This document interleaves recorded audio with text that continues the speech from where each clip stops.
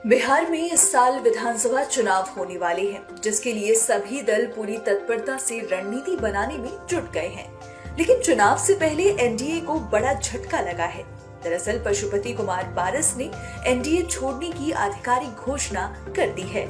पशुपति पारस ने इंडिया गठबंधन के साथ मिलकर एनडीए को मात देने की प्लानिंग कर ली है, जिसे उन्होंने अपनी प्रतिक्रिया में साफ किया है। पूरे देश में दो ही गठबंधन है। ये तो सर्वविदित है कि पूरे देश में दो गठबंधन है। अकेले कोई चना भार नहीं फोड़ता है।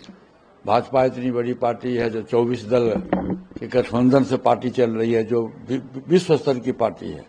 तो हम लोगों का एक छोटा दल है, तो निश्चित रूप से एनडीए गठबंधन को परास्त करने के लिए इंडिया गठबंधन को मजबूत करना होगा।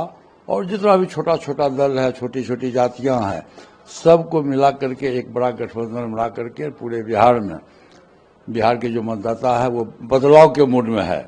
ये अब जान लीजिए, हम लोगों ने जो 22 जिला में हमने जो घूमा है, खासकर जो हमारा जो वोटर और सपोर्टर है, दलित समाज के लोग हैं, अधिकांश हैं सब लोग, अधिकांश उसकी संख्या है।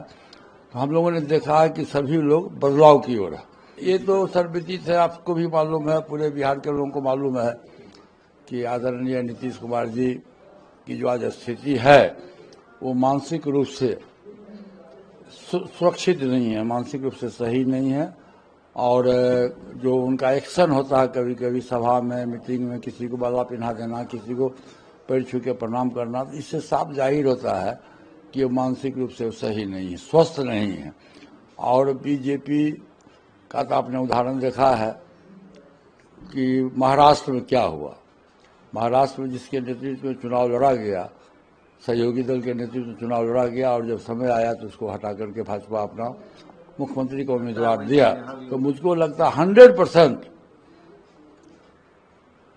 भाजपा के द्वारा ये खेल खेला जाएगा। चुनाव के बाद अभी चुनाव लड़ा जाएगा नीतीश जी के नेतृत्व में, नीतीश जी के नाम पर। और जब चुनाव के बाद यदि बहुमत मिलेगा, जब बहुमत मिलने की संभावना नहीं है, यदि बहुमत मिलेगा तो निश्चित रूप से महाराष्ट्र की पुनरावृत्ति होगी।